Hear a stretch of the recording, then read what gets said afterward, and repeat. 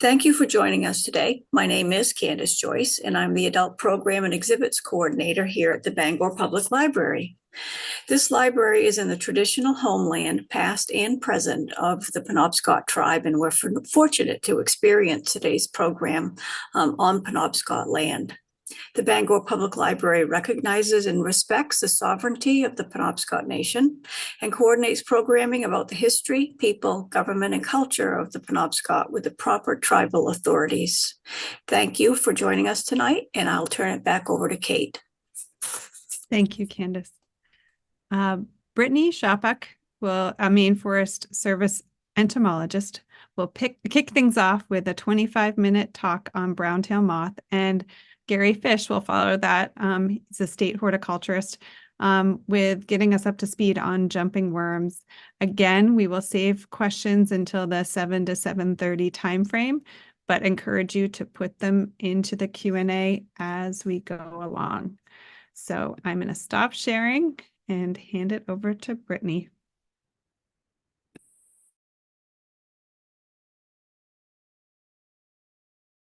All right, excellent. Thank you so much. Do you see my screen okay? Just double checking here. Beautiful. Okay. So good afternoon, everyone. Thanks for being here. My name is Brittany Schappach. I'm an entomologist at the Maine Forest Service. Today's topic is going to be about browntail moths, everybody's favorite buggy. So I've got a lot to cover. I do want to make sure that there's time for questions. So I'm just going to dive right in here. So browntail moth is an invasive species, and when we're talking about invasive here, we're basically meaning that it's not native to the state of Maine, and there's some kind of way that this is causing some type of harm. So in this case, it is environmental, and it's also a human health hazard. When we're talking about browntail moth, we're really talking about the actual caterpillar itself, because they are the ones that are responsible for lots of defoliation that happens in our trees, and they have these toxic hairs on their bodies that actually break off, and then they can cause a poison ivy-like rash in humans. The moths themselves, we still care about. They're pretty strong flyers. They're able to go pretty far distances, which can be problematic, but the moths themselves are not super problematic in that they're not causing the rash and they're not eating the leaves. But I'll talk more about that as we go. So as far as its history in the state of Maine, it was first detected here in 1904. This map is a pretty cool one because the way that the story goes is essentially somebody in Massachusetts had ordered a bunch of rose bushes. And in 1897, nobody really knew what browntail moth looked like. They weren't familiar with the moth or the caterpillar or any of their nests or anything like that. They weren't familiar with what that looked like. And so what ended up happening is that it was introduced here. Because our climate is so similar to their native region in Europe, they established quite well and did a good job with themselves with spreading around. So this darker color that you're seeing here is actually their initial expansion in 1922, or excuse me, this lighter color here is their maximum extent expansion in 1914. So you can see all across the Northeast, even into parts of Canada, were affected here. There was a population collapse, and this is not really quite well documented around this time, but their populations did move back. So we're still getting multiple states here in 1922. And in today, it is really just coastal Maine, or so we thought. And I'll talk more about where they're going and how we're tracking that. As far as where you can find them, they've got a lot of different hosts. Most often you will see them in oak trees, but they also really love crabapple trees, fruit trees, black cherry, elm, birch, pretty much anything with a leafy leaf to it, they're going for it. So I mentioned before, it's a human health hazard, and that is because they have these toxic hairs on their bodies. They readily break off, and they can cause this poison ivy-like rash in humans, and sort of double duty here. So not only is the actual hair itself, you can see here in this middle image, it's spiked, it's barbed, so you're actually getting stabbed when the hair falls on you that's causing the rash. And the actual barbs themselves are hollow, and inside of that is actually a toxin. So not only are you getting mechanically injured because it's falling and it's stabbing you, but you're also getting the injection of that toxin inside too. So it's doubly irritating. The toxin itself is also really stable in the environment. So you could go a few years without browntail moth infestations, but if you previously had browntail moth in trees in your yard, that toxin in those hairs are still going to be there.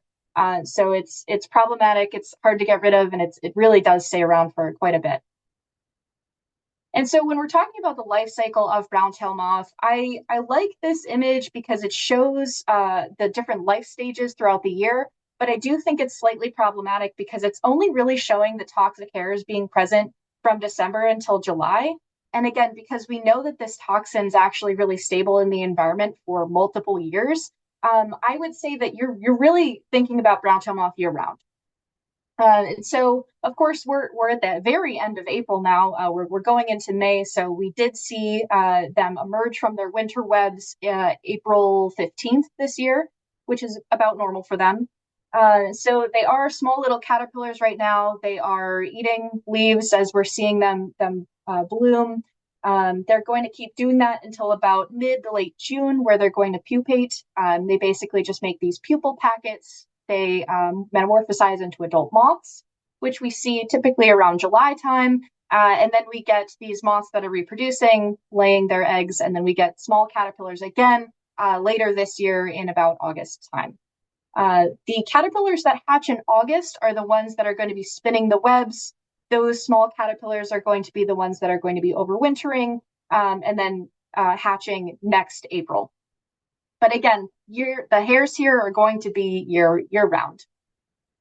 And so when we're talking about winter webs, maybe we're not familiar with what those look like. Again, I had mentioned that it was a coastal pest, but we really are seeing them move into central Maine as far north as Millinocket. So I don't consider Millinocket to be a coastal region of the state anymore. So I think that terminology is quite outdated. It really is moving its way up in the state. So more and more people should be aware of what these things look like.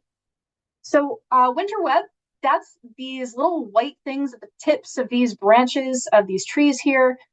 They're typically palm-sized, and they're white because they're actually wrapped in silk. That's how the caterpillar helps affix just a couple of leaves or so to the actual tree branch. You can see here, they do quite a good job of wrapping it. So it's not like high winds or snow or anything like that's going to knock them off.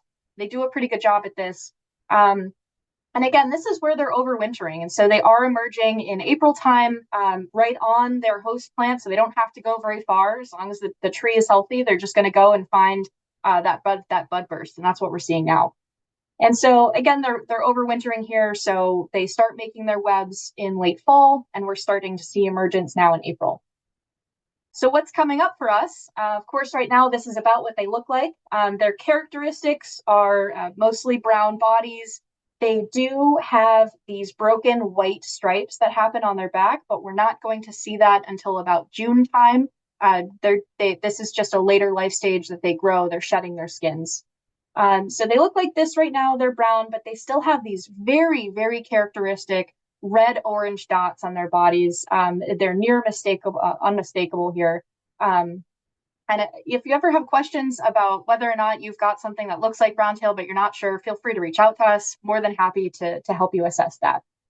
Again, we're moving into May now, so their whole jobs right now is basically just feeding. They're growing, they're shedding these skins, they're shedding their toxic hairs into the environment.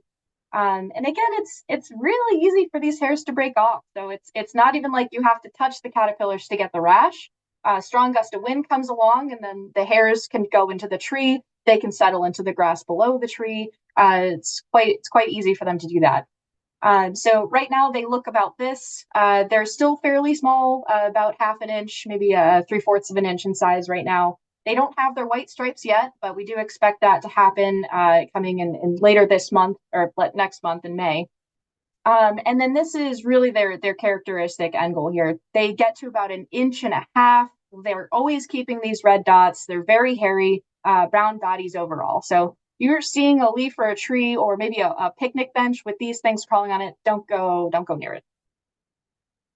So the moth itself gets its name Browntail Moth from the actual adult version of this species. And so again, we're seeing brown tail here.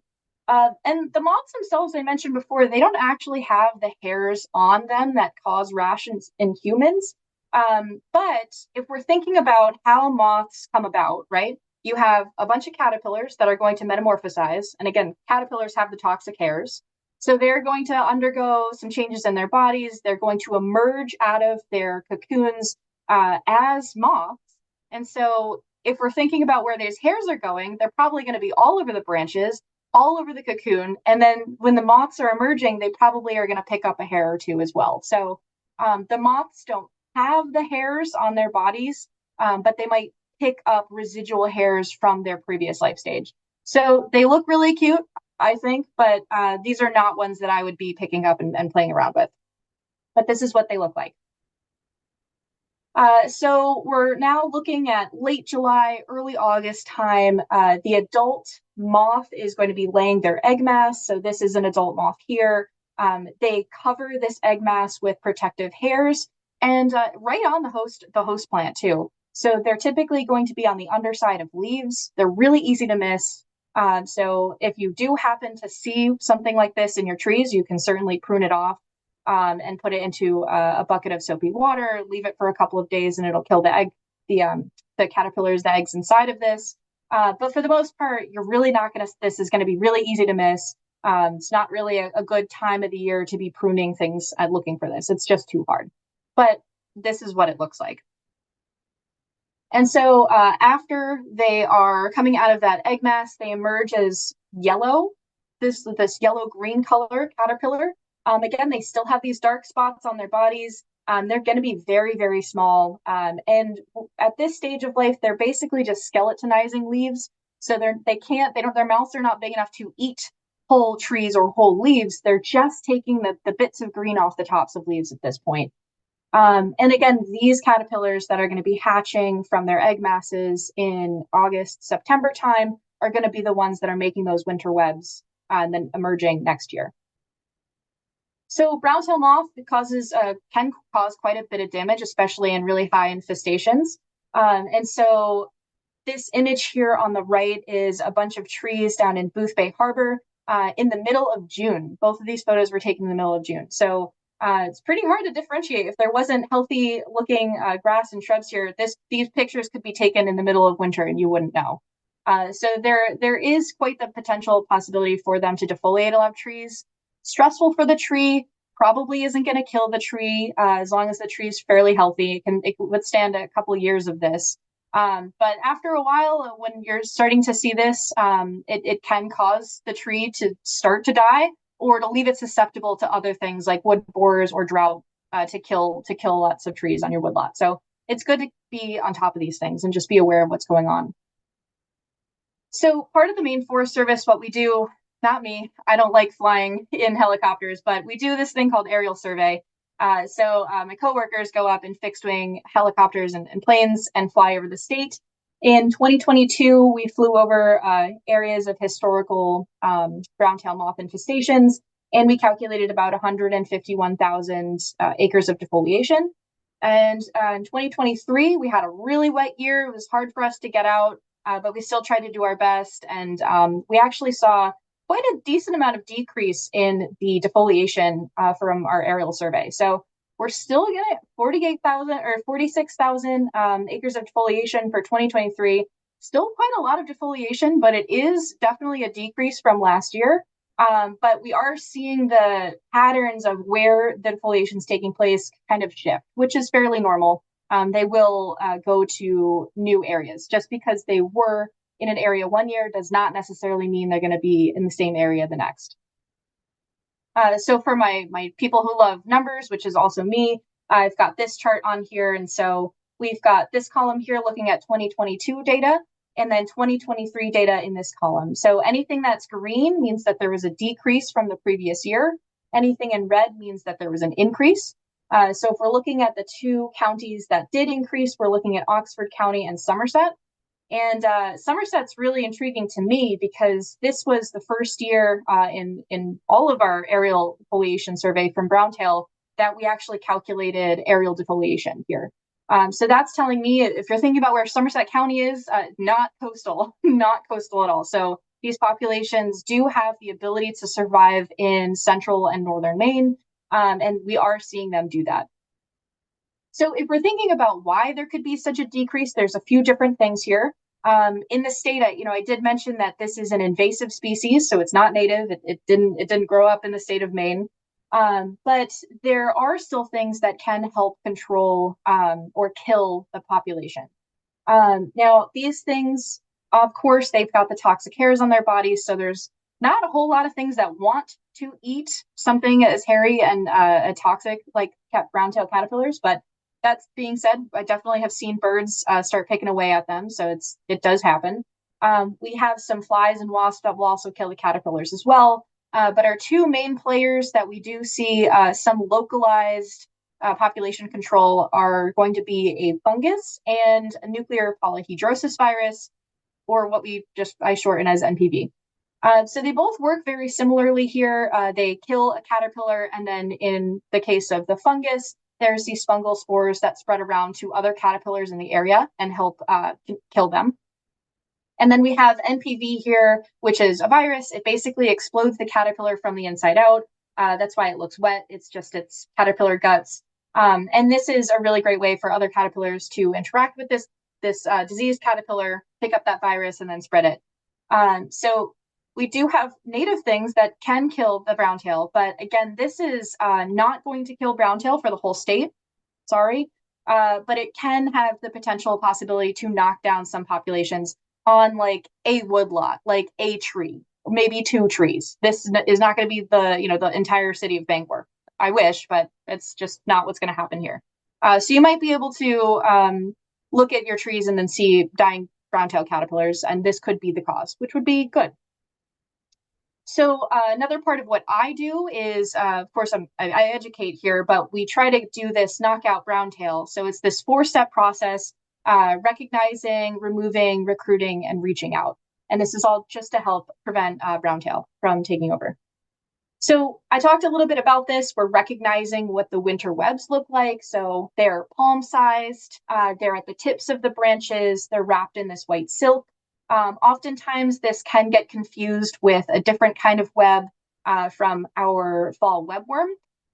But those webs are typically much larger, like football-sized, and they are not often on the tips of the branches. They're more in the middle of the tree, like in the crotch of the tree near the trunk. So that could be a way to differentiate. Browntail webs, they're pretty much always going to stay small. So we want to remove them. Once we identify them, we want to remove.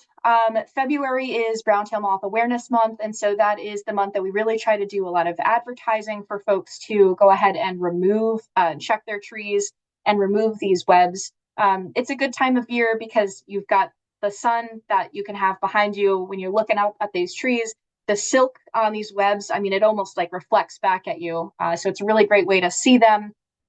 This is the healthiest time to be pruning trees. If you prune trees too late in the season, like now, for instance, it can be really stressful for the tree, and it's a great way to introduce pathogens, and we want to keep our trees pretty healthy. So this is me. This was a clipping event that we ran with some folks down at Orono Public Works on an Orono middle school campus. And I just have an extendable pole pruner here. I'm just clipping webs. And then we ended up burning them in a fire. Again, we're making sure our fires are safely contained. We're obtaining a burn permit if it's going to be a big fire. Community events are really cool because you can all work together and then clip these webs, make a nice bonfire, roast some s'mores, have some hot cocoa. Could be a fun thing to deal with a not so cool pest. But if you clip them and you leave them on the ground, they're fine. They will have no problem climbing right back up that tree and eating the leaves. So when you clip them, you do have to collect them and burn them.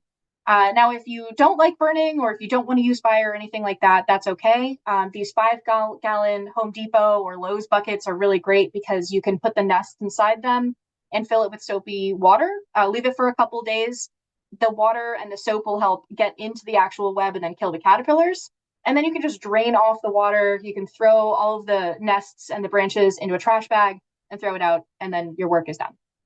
But it's important that we are destroying them.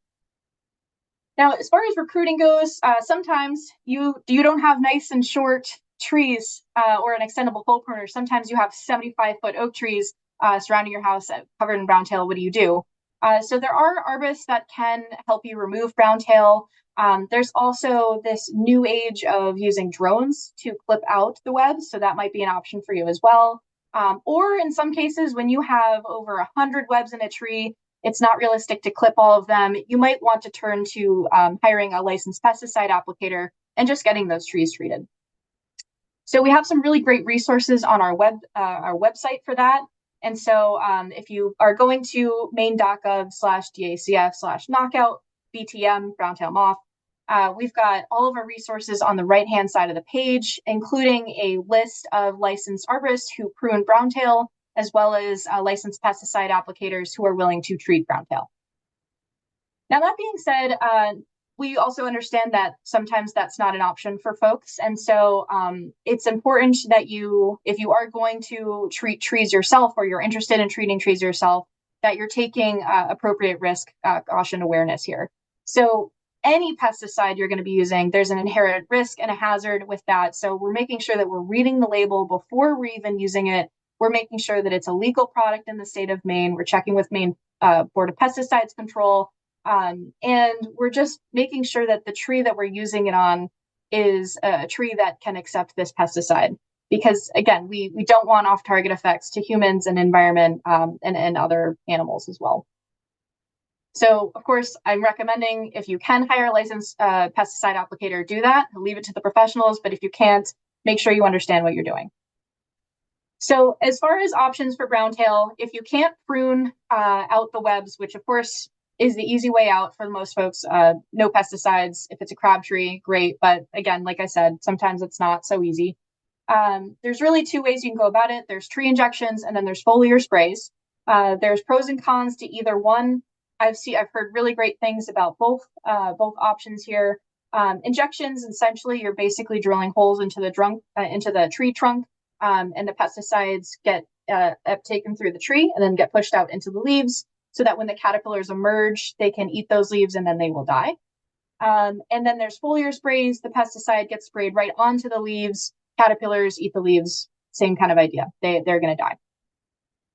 So you can use injections when you've got property that's really close to water, but for foliar sprays, there's a lot of off-target effects, and we do worry about that pesticide drifting onto waters or other things that it wasn't intended to. So again, this is really something that is best left to the professionals, but things to keep in mind when you're looking for products. Something I want to mention too is the effectiveness here. The timing is really crucial. You want to be able to have these pesticide treatments done before the end of May so that they can be effective. So anytime after May, the caterpillars are already pretty big. They've already defoliated your trees. And yes, this will kill them, but dead caterpillars still have toxic hairs, which is what we're trying to avoid. So if you can kill them when they're still small, they have less hairs, they haven't eaten as much of your trees, it's better for everybody. So make sure that we're paying attention to timing. As far as trees that we are treating, again, this is one of those things we can't eradicate it, so we just have to learn how to live with browntail. So I recommend looking at the trees that are closest to your house. Trees that if you opened your window and the tree is right there, those are trees that you're probably going to want to treat, because there's nothing stopping those hairs from just coming right into an open window, or settling on your car or anything like that. So we're treating trees that are on our property, that we own, that we can treat. And so these trees back here, not really good targets. It's on our property, yes, but realistically, oftentimes when we're talking about treatments, there is a risk to the environment, to the applicator, to off-target effects. So we want to use as little amount of pesticide as possible. And so if you're recreating in areas around your house, which more often than not you are, these are the trees that you really want to focus on. So we're not treating entire forests. There was a question that I had received about what kinds of things you can use in proximity to water. This is an infographic I pulled from the Maine Board of Pesticides Control. So if you're seeing here, kind of a lot going on, but more or less, it breaks it down by proximity to water, any kind of water over 250 feet. Any kind of ejection you can use regardless of proximity to water. The off-target effects and the leaching is relatively low for that, or non-existent. 0 to 25 feet, these trees in proximity to water, you're really limited. You might not have access to the pesticides available that are effective against browntail moth. If you are a person who owns property and you want trees that are treated and this is your proximity zone, this is something that I would really hire a commercial applicator for. It's tricky and you might not have access to these pesticides. Anything further than that, you might be able to do it yourself. But again, it's based on product availability, what you are able to do and what you can do. So just something to keep in mind as well. And the last part of the R here is reaching out. So the more people that are aware about what browntail moth looks like, the winter webs, the caterpillar identification, how to remove them, things like that, the better off we all are, truly. So if we're reaching out to businesses or coworkers or neighbors, the more people we have on board, the more relief everyone will feel. Especially if you've got your house and you're treating your trees and your neighbors don't treat their trees. Browntail moth caterpillars don't understand property lines. So there's really nothing that's stopping the caterpillars from your neighbor's house crawling onto your trees. If you treated your trees, yes, they will die, but you're still going to have caterpillars and dead caterpillars and hairs and all of that. So the more people you have on board with that, the more relief that you can all feel. So it might be fun to have like a neighborhood clipping party, like I mentioned before, maybe a bonfire. You can share tools on folks who maybe are elderly and can't really reach their webs. It could be a community effort here to come together and then provide relief for an entire neighborhood. So it's good to teach people about what's going on. So bottom line here, how do I protect myself against browntail moth? We're removing winter webs. We are having lights out July. Again, we don't want to attract the moths to our property. We want to try to keep them away, because if we're attracting moths to our property, they're going to reproduce and then we're going to have lots of caterpillars, and we don't want that. If you do have to work in areas with browntail, we are making sure that we are wearing long sleeves or hats, gloves. We're covering up our skin, taking a cool shower afterward to wash any hairs away. And again, we're teaching. And with that, I'm happy to take questions at the very end. I see that it's 6:30, so I don't want to take up more time, but this is my email. If you have questions for me and you don't have time to stick around for the Q&A, please feel free to email me. And thank you. Brittany, that was amazing. And I know the browntail moth is a hard one to tackle, but to talk about it in 25 minutes is also another hard thing to tackle. So I applaud you. You don't hear the applause when you're on Zoom, but you did a terrific job. Thank you. Thanks so much. I'm going to give the virtual floor to Gary.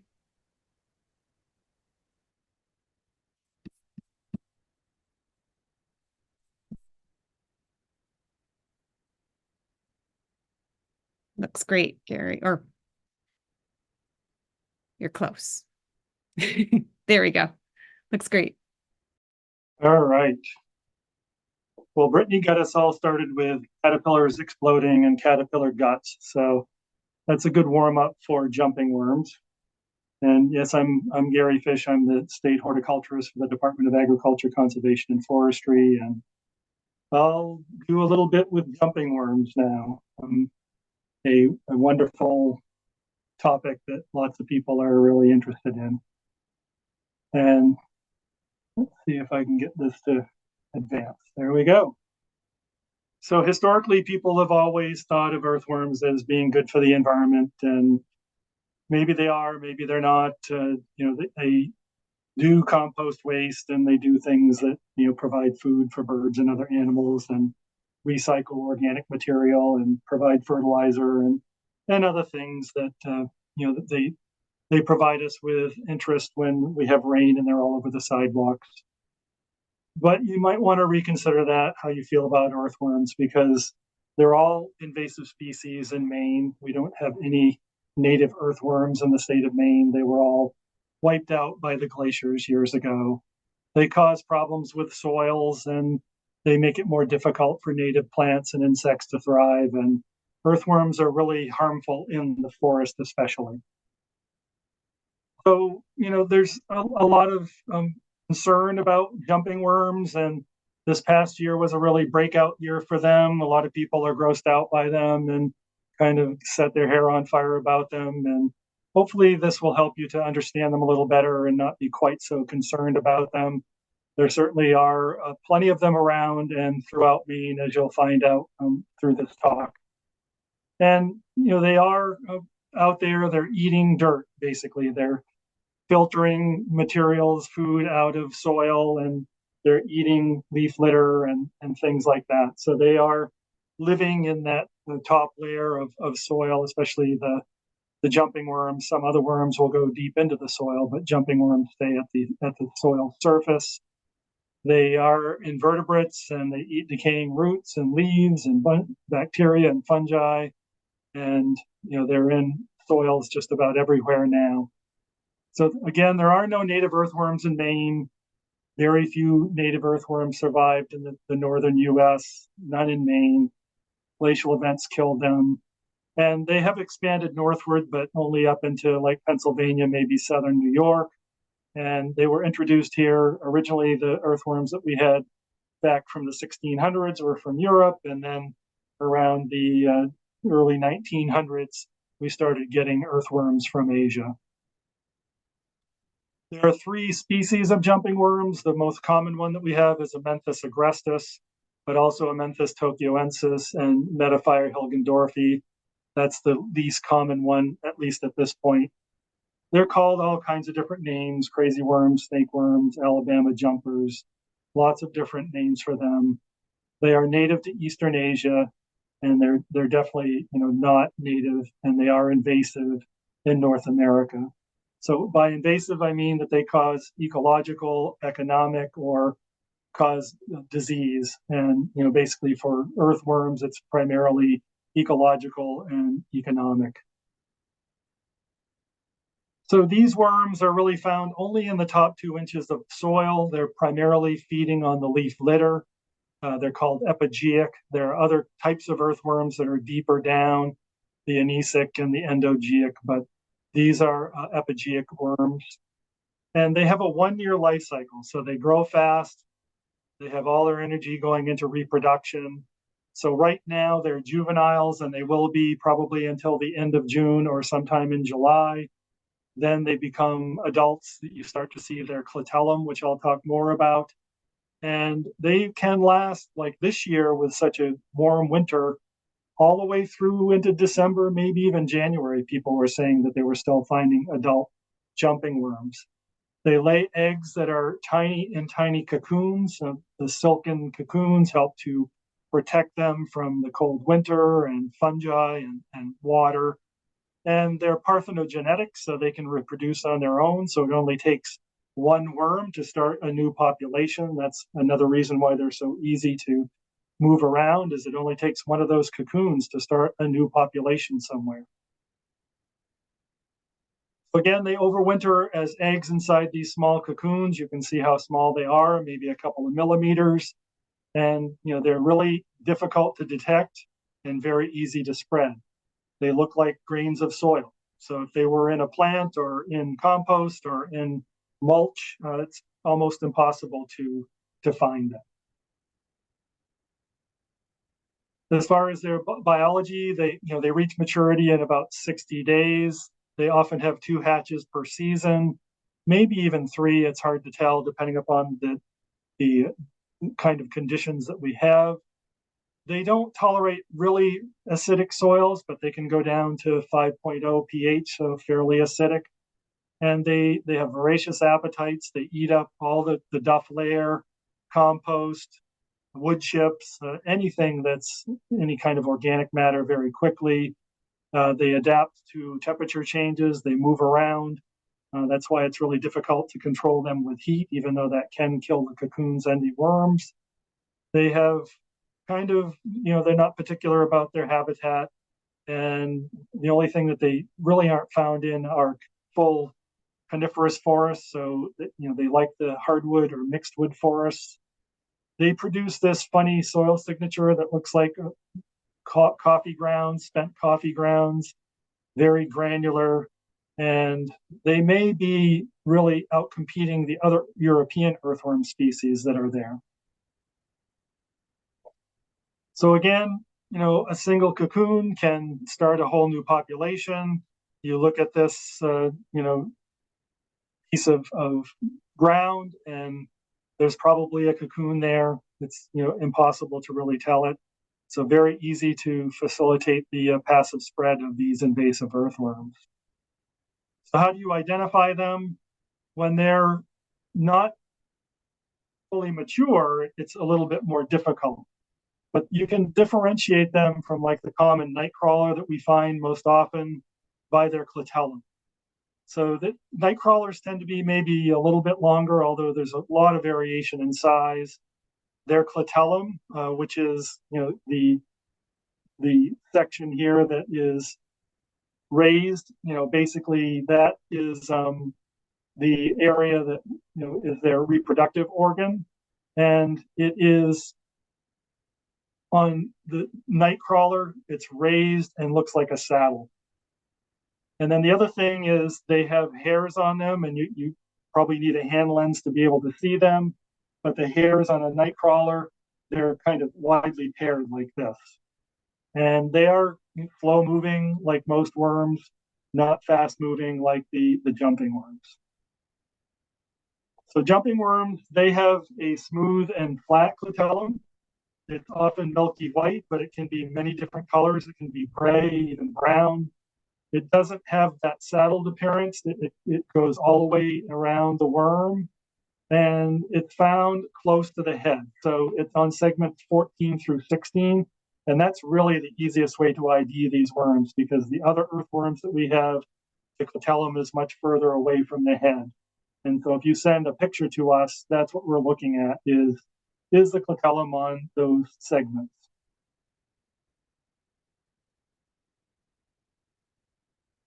So basically, you can see them. They're fully mature in September, October. Easy to tell. They're moving around, wildly. They're acting like snakes. They don't really jump per se, but we still call them jumping worms. But as you can see in all of these pictures, how the clitellum is very close to the head, and it's fully in circles, and it's that milky color. The other thing is for the immature worms, if you do have a hand lens, if you look at the segments on a jumping worm, those hairs or those setae are bristle-like, and they're all the way around. They encircle the worm, so they're more than just a few pairs. Again, they thrash around, snake-like movement, serpentine locomotion, nose to tail. And if it's really cold, though, they're not all that active, so they can fool you when it's cold out. You may not see them jumping around quite as much. The other thing that they can do is they can drop their tail. So if you pick them up by the tail, they may get away by just dropping their tail off. And other worms can do that, but jumping worms are more likely to do it. I've seen it happen a few times myself. Now, they're expanding their range around the globe. As you can see here in this map, they're definitely in the Northeast. And I think now we can actually probably say that they're throughout Maine, maybe not in the North Maine woods, and we hope that we don't get them there. But the rest of inhabited Maine, I think we probably have jumping worms throughout inhabited Maine. I'll talk more about that. They're throughout New Hampshire. Vermont's been researching them for years, and they definitely do go, far into the Midwest. They've been a big problem in Wisconsin and Minnesota for quite some time, and so they've been around for a long time. So how did we get them? They were probably originally brought in on exotic plants.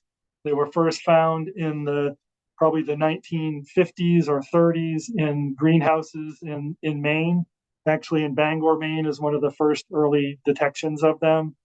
And they may have also come in soil materials. They could have come in like a lot of the other invasive plants that we got many years ago in soil materials that were brought over from other parts of the world.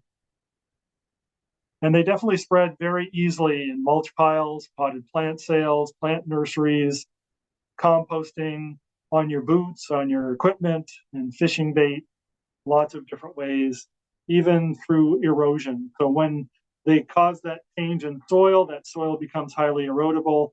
and that can be washed away along with the cocoons and start new populations that way. Where are they in Maine? This map shows the towns that they've been confirmed in, where we've seen pictures of them that have been confirmed. And you can see in 2023, we certainly had a lot more towns added than we had had from earlier years. And basically they're confirmed in 13 of 16 counties. And now we consider them to be widespread and expanding their range. So definitely, sometimes the good outweighs, the bad outweighs the good when it comes to worms. Worms can help in gardens, but not jumping worms. So the other European earthworms can help mix the soil, bring nutrients from below up into the root zone, but jumping worms just don't do that. We do have a report form that you can use to report jumping worms, basically to send us a picture along with a description of where you found them and where your location is. And we had 388 total records since 2017, and we had over 400 reports just in 2023. So we more than doubled our number of reports. And basically, when you go to that report form, you'll see the map that shows the areas that have already been reported having jumping worms. If you're in one of those towns, unless you're really desperate to get those identified, probably no reason to report them. If you're in a new town, then we'd like to see you report those new populations in new towns. And as I mentioned before, I have received reports in Aroostook County, in Washington County, and Piscataquis County. We haven't seen pictures, so we don't have verified actual populations in those counties. But all the other counties, we do have reports. And this gives you an idea of the numbers of reports for the 2023 year. So Cumberland County led the way with 101, then York, then Hancock, then Kennebec. And you can see all the way down to Franklin and Somerset, there weren't quite as many. And again, that's primarily because they're not probably getting passed around as much or seen as much. They certainly get into gardens and, where there are bigger populations first. And we also had some pretty wide differences in numbers reported. As you can see, we had 2 that were over 10,000 worms reported, a number that were over 1,000, and a lot around 100 or 50 or so on. So you can see that people are observing very large populations in some instances. And this just gives you an idea of what some of the pictures were that were sent in. So we see them, large numbers in a number of the reports. In terms of the kind of habitats that they were found in, most of them were in gardens and yards. Other, not sure, lots of different places there. Fortunately, only 31 in woods. That's where we're really most concerned about them getting, is into the forest. They've definitely been shown to cause problems for hardwood forests. And in Vermont, they've seen impacts on the sugar maples, which are near and dear to them, as well as they are to us here in Maine for the maple production. So cocoons are the real problem. Again, you can see the 3 different species here. They all have very tiny cocoons, especially Tokyoensis, which is a smaller worm, also smaller cocoons. Amenthus agrestis is the most common one. Very difficult to see, easy to spread, very cold resistant. And the work that they've done in Vermont, they found that even really cold winters, they still have plenty of them surviving. And they have a way of hatching successively. So if there's an early cold snap, only a few of them will be killed off, and then some new ones will hatch out later on. That's what they call seed banking. This kind of shows you how hard it is to find one. Here you can see, it's pointing to a cocoon, and some researchers that actually, try to look for these, I don't envy them at all. Very difficult to find an ID. So earthworms that are in the Amenthus or, the Hilgendorfe species, they are very much associated with horticulture, unfortunately. So they can be in your mulch, they can be in plants, they can be in leaf litter. They're really easy to spread around with like a leaf blower, or if you're importing materials into your garden. We hope that in plant sales nowadays, you're basically, if you're trading plants with someone, you should be making sure that you're washing the roots off first and bare rooting those plants and then repotting them in fresh potting soil that is known not to have jumping worms in them before you trade those plants. And we are working through the horticulture program. We have 2 assistant horticulturists that are inspecting nurseries all the time and reminding them to practice the best management practices that we have available for them to limit the potential spread of jumping worms.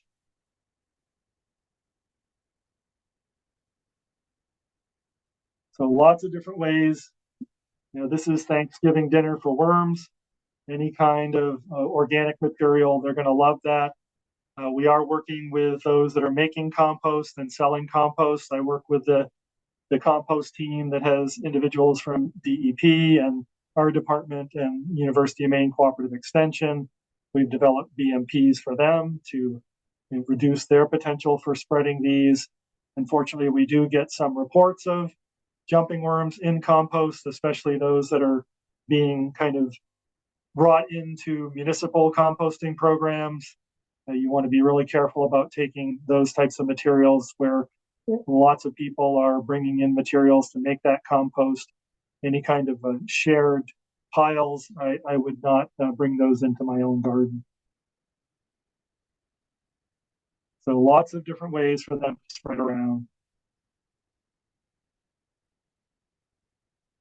Definitely in leaves. So, if you have a town that's making compost out of leaves that they're collecting, very easy to move those cocoons in that material.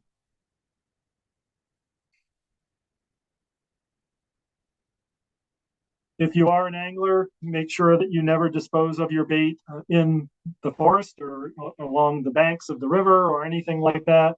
Again, it's very easy for them to wash away and go somewhere else and end up on a shore that's going to help to infest the forest. So never dispose of your worms in the field. Make sure that you bring them back and put them in the trash or dispatch them some other way. In terms of what they can do to the forest, basically they are completely taking away the leaf litter, which is a real important place for lots of things to live. It also provides cover for roots, and eventually the root system starts to become above ground.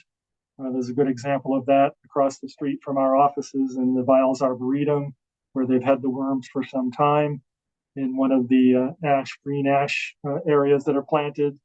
And you can really see how the whole understory has changed. There's not the regular understory plants. The roots are above ground. Now it's pretty much all grasses there, which is really kind of weird in the forest. And there's a lot of research that's been done, especially in Wisconsin, on this to show what kind of impacts it has on the forests. It takes away that slow drip of nutrients to the trees, so it causes a lot of stress to the trees. It's really a potential problem. And we definitely have seen them reported here in Maine in forest areas. This was one little video that was sent to us. It's kind of hard to see, but there are jumping worms as they pull away that leaf litter. You can see jumping worms in that forest area. So that's a big concern for us that was reported in Kennebec County. So they definitely changed the consistency of the soil. Here you can see kind of their soil signature, that coffee ground appearance. And these become, very erodible soils. And that can bring those cocoons into other areas. Obviously, it causes problems for plants. That loss of all that material in the understory is, very difficult for anything that should normally live there. So here you can see infested soil next to normal soil. This is going to dry out a lot faster it's going to expose the roots. And then what happens is it becomes very compacted. So then you have the loss of both water and air and a lot of root death because of that. So they may have, nutrient-rich castings, but that doesn't last very long, and they're going to interrupt the mycorrhizal relationships with those tree roots, and again cause tree stress and maybe eventually tree death. And this kind of shows what happens, when the forest becomes heavily infested. Again, you lose those normal understory plants. It starts to become a grassy area. It's a complete total change in the understory and lack of diversity. Oftentimes, you're also going to get other invasive plants that are going to be able to move into those habitats, and get something like a bunch of Norway maple, or maybe something like garlic mustard or tilt grass. So lots of different things that can be impacted that way, where you're going to get seedling survival of invasive plants that then take over that understory. And here are just some of those plants that might come in. Garlic mustard would be one, which then really takes over because it's also allelopathic to other plants. So it's exuding chemicals that stop other plants from coming in.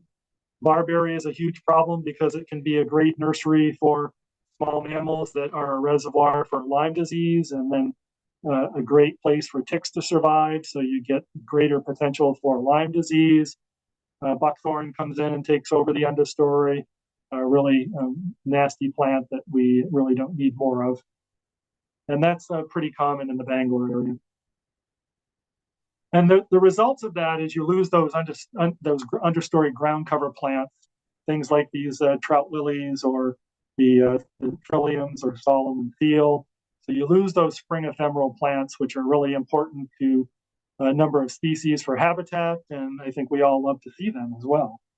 We don't want to lose those.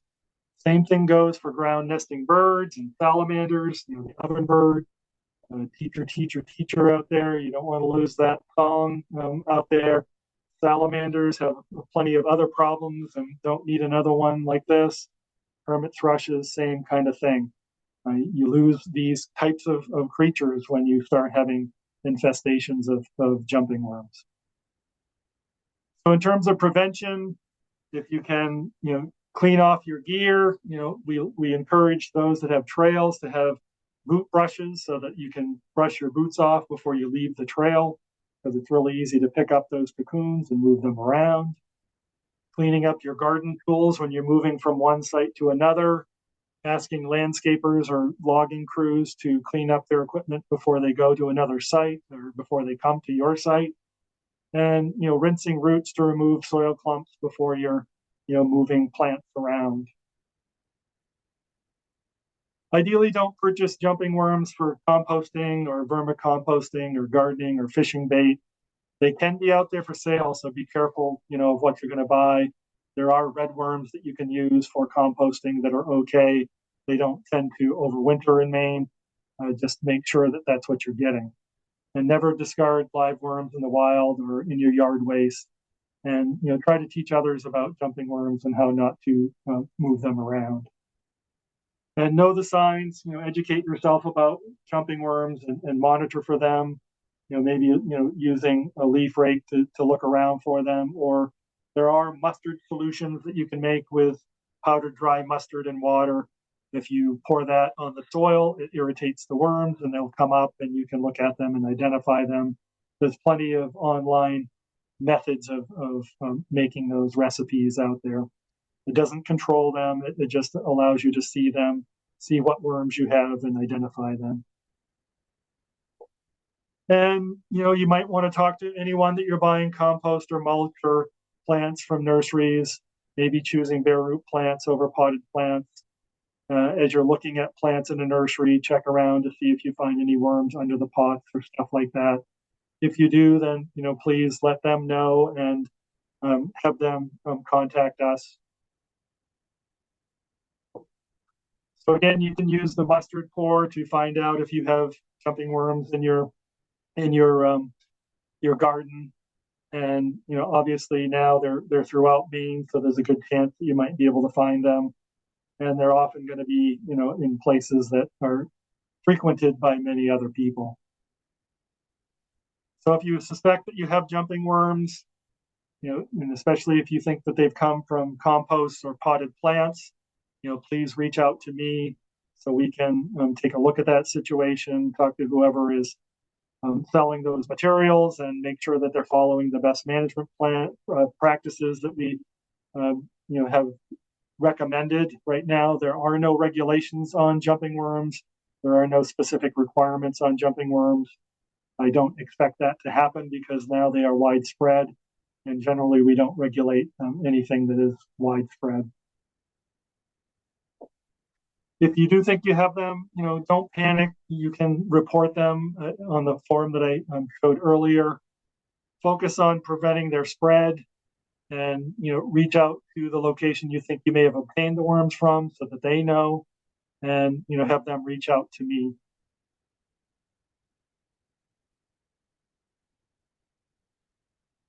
In terms of management, there really isn't anything out there right now.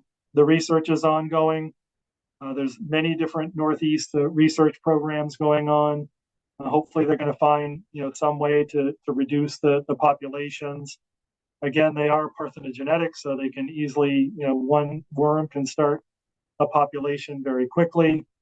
And in terms of can we kill them, there really are no products registered for their control right now. There's all kinds of things that are recommended on the internet. Please don't try those things. They haven't been proven to work. They also can have lots of unintended consequences. And using pesticides for pests not listed on the label is likely to be ineffective, and in some situations is not going to be legal. And really, using consumer products or home remedies, this often poses a lot of unintended consequences that you're not really thinking about. And hopefully, the research is on some of the products that we know are effective is ongoing, trying to figure out how well they work and what kind of non-target effects they're going to have. You can try to solarize things, but only if you have a contained raised bed. If you try to solarize in the ground, the worms will just move away. You might be able to kill the cocoons, but not the live worms. The worms die at about 85 degrees Fahrenheit. The cocoons take 104 degrees Fahrenheit for 3 days. So if you do have materials that you want to solarize, you can put them into clear plastic bags and put them out on your driveway in July for a few days, and that will probably kill what's in there. Again, you need to have a fairly thin layer, 6 to 8 inches of material, and you want to make sure that, however you're solarizing, that the worms can't flee, they can't get out. It has to be secure.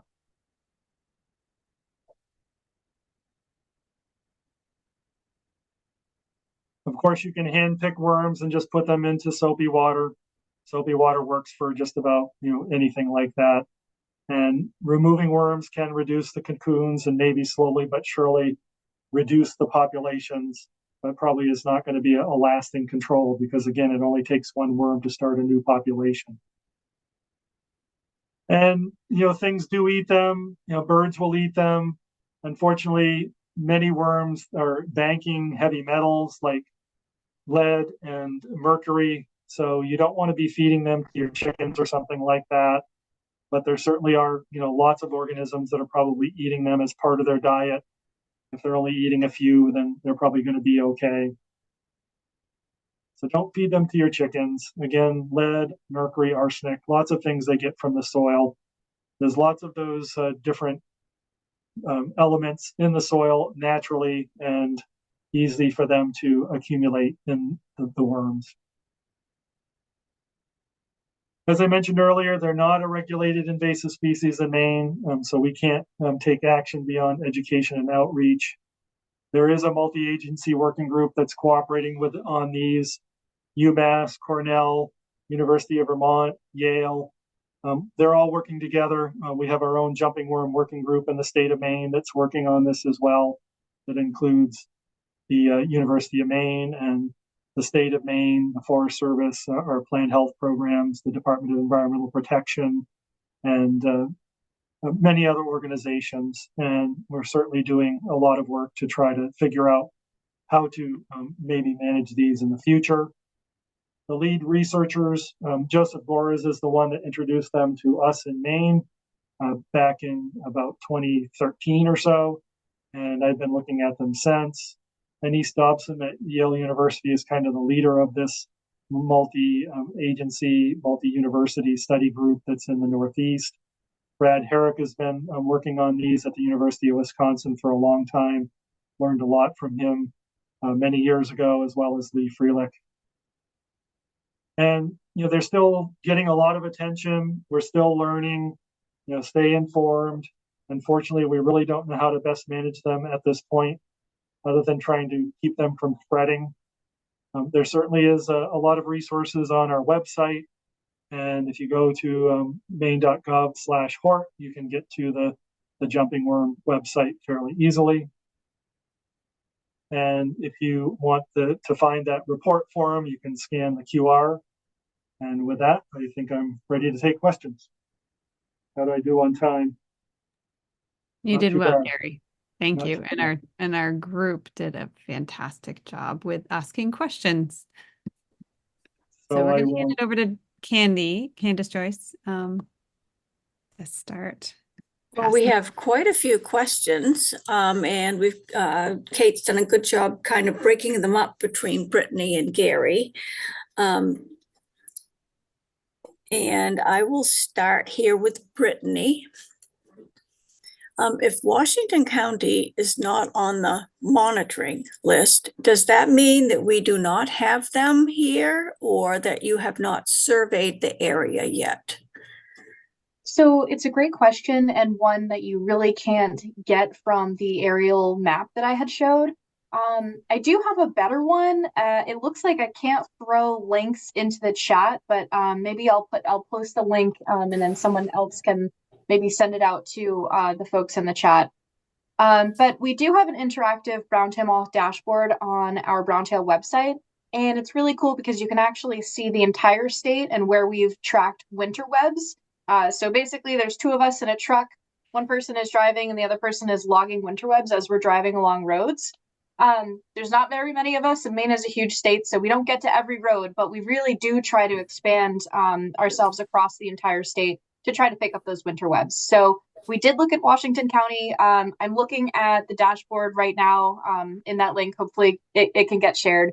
If not, it's just Browntail Moth interactive dashboard, and it should populate on Google. But there are webs in Washington County, but as far as aerial defoliation goes, there's not a lot of really intense infestations there. And so it's not somewhere that we fly over very frequently because we know that the population's not really a lot there. And it's very likely that if we were to fly over it, we wouldn't be able to see a lot of the defoliation from a plane. So it is there. It's definitely there. It's in all counties actually, but just a couple webs here and there. It's not. It's definitely in central and southern Maine. Yep. Yeah. There's the link. Thank you so much for sending that out. Yeah. So it's pretty cool. You can filter it by layers. I can actually share my screen really briefly too, just so people can see. Yeah, so this is the dashboard. This is what it looks like. And so each dot here is a positive winter web. And so the more red the dot, the more intense the infestation is, or the amount of webs in that area is much more. So really southern Maine's getting a lot, but if we go into Bangor's got quite a bit as well. And Washington County, as you can see, the green is the lightest infestation that we calculated, but still here. We just don't do aerial surveys over on that side. All right, thanks, Brittany. All right, Gary, this one's for you. I work at a community pollinator garden and then home in my garden. Is there concern about using tools, shovels, rakes, etc. in a garden where there are jumping worms and then bringing my tools home to my garden? And I'd like to add a little piece of that, like having plant supports in one garden it's been discovered to have jumping worms and reusing those plant support pieces in a new garden that you're trying to start. So that's definitely a concern. You definitely should be cleaning your tools before you move to another area. You could do that probably just with water, soapy water. Don't need to use anything toxic beyond that. Soap is toxic, but fairly low risk. So I would just use a dish detergent or something like that to wash your tools off, or even just rinsing them off really thoroughly probably would be good enough. But you certainly could pick up cocoons and easily move them from that garden to your home garden. So I would recommend cleaning those tools as well as your shoes. All right, thank you, Gary. Okay, Brittany, back to you. Should we be doing a rain dance to encourage the fungus disease that kills them? I heard that if it's rainy, when the caterpillars are young, they tend to be more vulnerable to disease. Could you kind of speak to that a little bit? Yeah, definitely. So we should be doing rain dances, yes. But we're doing the rain dances because it'll help further those fungal spores. So fungus grows really, really well in wet and moist environments. If we get a lot of rain, hopefully that fungus is allowed to mature, and then those spores can spread to other caterpillars. Same kind of process works with the NPV, the nuclear polyhedrosis virus. So lots of rain is good. And if you remember last year, though, we had a lot of rain, but we actually had too much rain. And what we were hoping for more population collapse, which didn't actually end up happening, unfortunately. But we're thinking it's because there was so much rain that the fungal spores actually weren't able to dry out and become airborne and spread to other caterpillars. So we still saw some localized events from fungus and the NPV, but it wasn't as much as we were expecting. So yes, rain dance, but maybe let's have some drier weather too to get those spores around. Yeah. Okay, thanks, Brittany. Okay, Gary, you've got a multi-part question for you here. Let's see. Can I sterilize the soil with boiling water to manage jumping worms before sharing plants? That's question one. I'll go one at a time so you don't have to remember. Well, you could sterilize soil in a lot of different ways. Obviously, you can't do that when it's on the plant, but that might work. I don't know if it's been demonstrated to just use boiling water. It might work better to actually bake the soil. That's a common way of sterilizing soil materials. And, beyond that, I don't know. Okay, here's part B. Growers sometimes cook their soil with black plastic to kill off weeds. So does that help kill off the worms? I think we've kind of touched on this a little bit. Yeah, black plastic is not recommended. It would be clear plastic. So if you're trying to solarize, you want to use clear plastic. You want to do, as I said, no more than 6 or 8 inches deep, and then put it on like an asphalt surface or something like that. But that's only going to work when it's really warm. So it's going to be mid-July through, mid-August. Okay, and the last part of this question, can they survive during the process of sterilizing composted manure? So when manure is composted, or any compost is composted entirely, it's going to reach those temperatures where it will kill the worms, and it will also kill the cocoons. The problem that we see is that after you have fully composted materials, if you don't store them in a place where they can get reinfested, oftentimes that material is quickly reinfested. So it's really important if you're going to really do a good job of composting, which probably can't be done at home.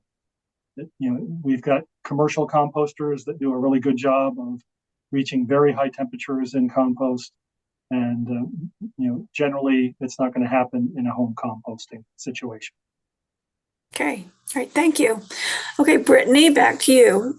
Some of the trees most likely to host beet browntail moths are considered keystone species that host hundreds of other moth and butterfly species. Can you speak about non-target species impacted by our management options?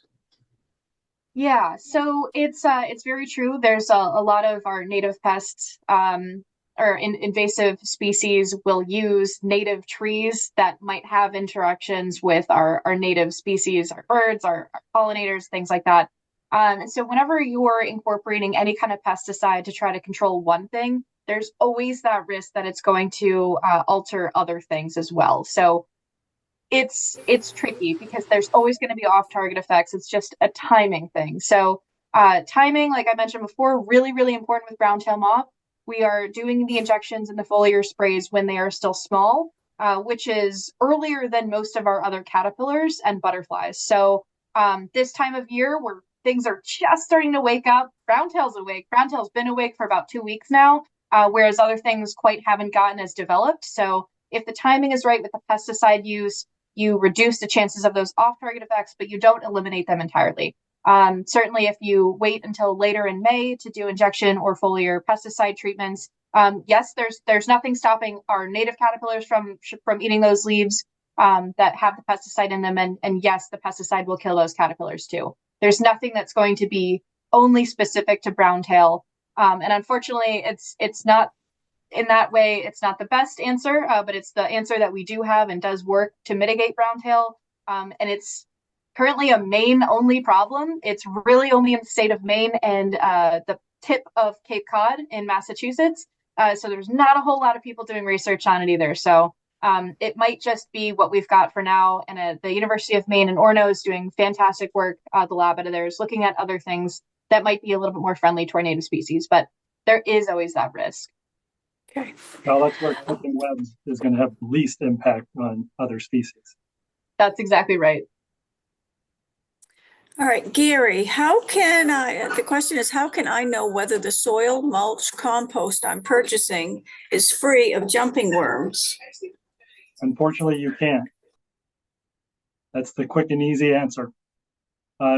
We don't have any program to verify that, and beyond actually, testing that when you get it, there's no way for us to guarantee.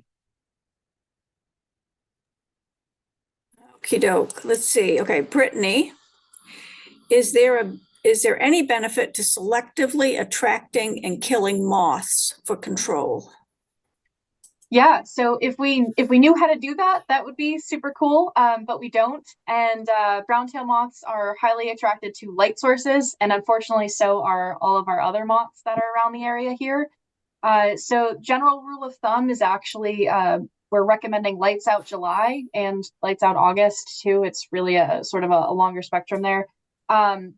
Because we don't want to attract the moths to our properties. And again, the moths aren't the ones that are defoliating. The moths aren't the ones that are going to cause rash, but the moths are the ones that are going to reproduce, lay these egg masses that are going to have a whole bunch of caterpillars that are going to cause rash and that are going to defoliate trees. So if we can limit the amount of moths that are on our property by turning off our lights, that could help reduce browntail populations in the coming generations. Now, I also understand that turning off lights, especially if for safety reasons or you've got floodlights or things like that, is not always an option. There's excellent research out of the University of Maine that actually suggests changing the color of the light bulb is actually really great at reducing the amount of moths that are attracted to it. So they found that the common cool blue fluorescent lights that most folks are using are really attractive to browntail. And if you switch that bulb color to something that's a little bit more yellow spectrum, it's less attractive. So it's an alternative option if you can't turn off the lights in general, but lights are going to be attractive to any moth, and there's really no way to single out browntail. And as far as chemical lures, again, we're still understanding things that are going to be attractive to these moths, so research is ongoing. Yeah, ideally put your lights on motion sensors. Yeah. For more than just browntail moth. We hear about insects being reduced in numbers dramatically. Well, lights are probably one of the biggest reasons why. Hey, Gary, how do you dispose of contaminated raised bed soil? I've got a couple questions to follow up on that one myself. Can the worms hurt you? Have to move this over, hang on. Can the worms hurt you if you touch them? Do they cause rashes? So I guess you've got a couple of things. Contaminated raised bed soil, disposing of that, and then what happens if you touch the worms? So if you have raised bed soil that you really have to dispose of, then double bag it and have it go to the landfill. Otherwise, just keep it on site somewhere. And I have never heard of anybody saying that they've had any sensitivity to the worms, but I would never say never. People have sensitivities to all kinds of things, but I've handled the worms myself a lot and, haven't had any problems. So if you don't usually have reactions to earthworms, then you're probably not going to have reactions to jumping worms. Okay, so a couple of follow-up questions along those same lines. So if you have raised bed gardens, do you have to remove more than 2 or 3 inches of the topsoil to actually try to get rid of the jumping worms? That's part one. Or should you get rid of all the soil?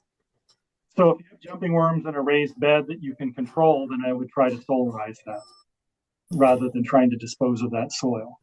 If you have them in a raised bed, you really need to take all the soil out and clean it well before you add new soil. There's no way that you're going to just remove the top 2 inches and not maybe lose a few cocoons that go down into the other part of the soil. So you really have to start over, unfortunately. Okay, and along the same line again with the raised beds, I know, and this is a personal question. Last year, I seemed to have a hard time getting seeds started before I realized what I was dealing with, and it was well fertilized, composted soil, like spinach, and my carrots wouldn't grow and all that. Is that partly because the jumping worms were taking the nutrients out of those top few layers, or just disturbing those little seeds from sprouting?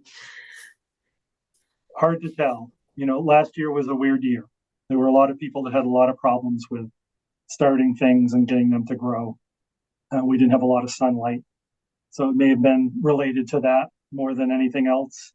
The earthworms may actually eat seeds. Don't know that for sure.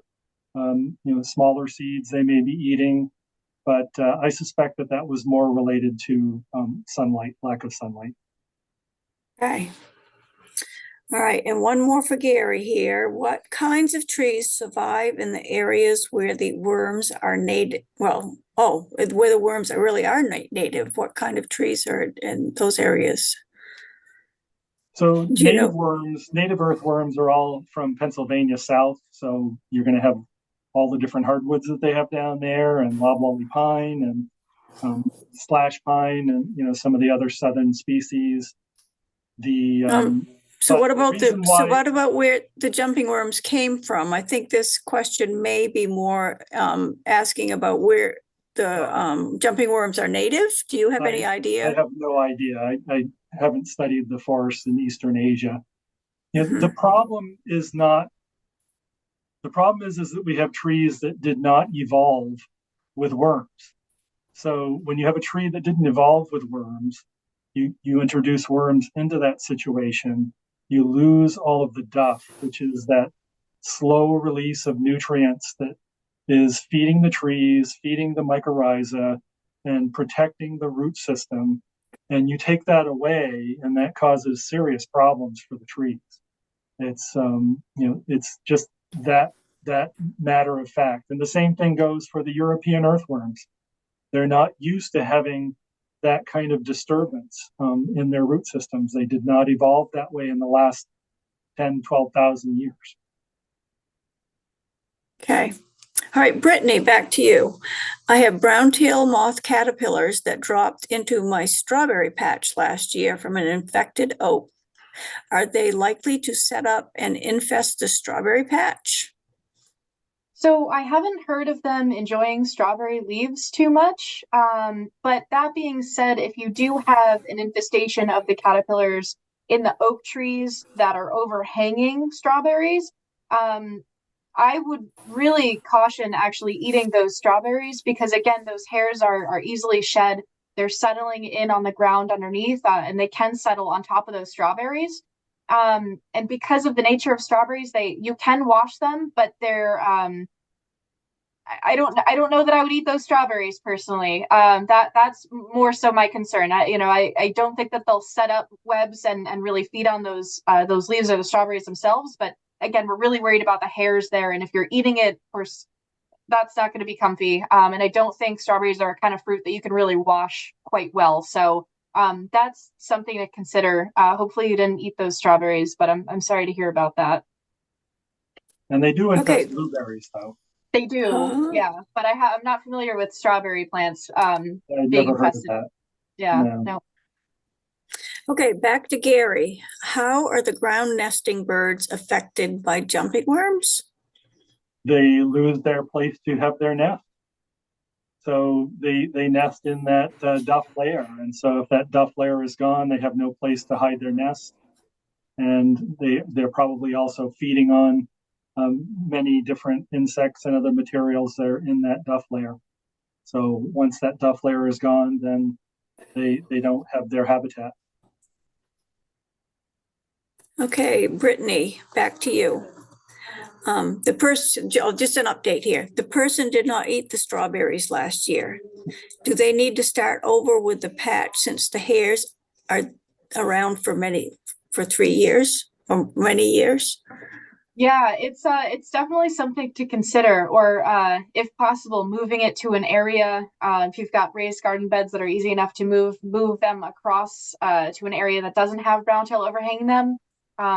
Especially if you've got the webs that are in them this year that didn't get removed, or you're not treating those trees, there's still going to be those caterpillar hairs in the area they've settled in. So if you're raking or mowing or doing anything in that kind of area with even gardening can really stir up those hairs. So they're still going to be there, especially if you've still got the browntail in those trees above them. It's still going to be there. So I mean, that is an unfortunate situation. I would consider trying to move it if you can, but I would have the same concerns for this year because the toxin's still going to be active and the hairs are still going to be there. Okay, Gary, whoop, go ahead. What'd you say, Gary? Blowers too. They really blow the hairs all over the place. Okay, Gary, what are the recommendations for BMP you give to nurseries for managing jumping worms? Well, I can provide a link to that. It's pretty complicated. I mean, it's really, they need to make sure that they're managing their soil properly, that they are monitoring around the areas where they're putting plants. They're using physical barriers on the ground, so they're not putting pots directly onto the ground. They're trying to keep most pots on benches above the ground. So there's a number of different things that they can do to either manage their soil materials or manage the way that they are growing or displaying the plants. I think the most difficult situation is when they are actually field growing some of their trees or shrubs or something like that. That's kind of difficult to manage, where they might need to, when they dig the plants, bare root them and repot them before they sell them, which is not uncommon, but it's difficult. And unfortunately, there are going to be nurseries in the state that have to deal with jumping worms and may pass them around. Okay, and another question for Gary. What about the process of solarization of the soil itself without moving the soil into a solarization? Hang on, I got to move the page over. Sorry. Onto a solarization material like in the garden, clear plastic. Is there any more information you can provide about solarization process of soil? So in-ground solarization is not going to work, period. They've tried that in Vermont, and they've had very little or no success, basically, because the worms flee. And, the only time that you could do it and have any success would be when it's too cold, because then you could kill the cocoons. But once the worms are there, and that's when, by July, when you could actually solarize, you're going to have plenty of worms. So if you try to solarize in the ground, they're going to flee away and you're not going to control them. Well, that is at the end of our list of questions. We have a few more minutes. Anybody else have any last minute? Well, I see one in the chat. They're saying we live on over 100-acre woodland. Will Asian jumping worm hurt our woods over time? Hopefully not. Hopefully people aren't introducing the worms into that woods. If those woods are hardwoods or mixed woods and worms are introduced to it, then over time it could impact those woods. So it really depends upon whether or not someone imports the worms. And we do have another question. Do jumping worms eat hay? Well, probably yes. I think that any kind of organic material they would probably eat. So they might actually infest hay. And this just popped up that somebody said we already have worms in our garden. So. Well, and so do lots of people throughout Maine, unfortunately. I'm impressed. You guys did it. So well, one other plastic quick little worse than thing. clear What plastic? was?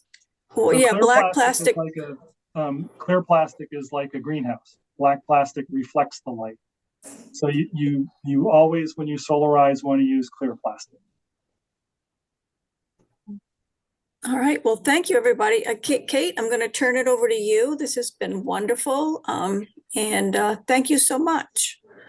I just want to thank Candy and Gary and Brittany. You did a tremendous job. I really appreciate the partnership and I appreciate everyone's great questions and hope everyone has a great night. Thank All you. right. Thank you very much. Thanks so much. Night, everybody.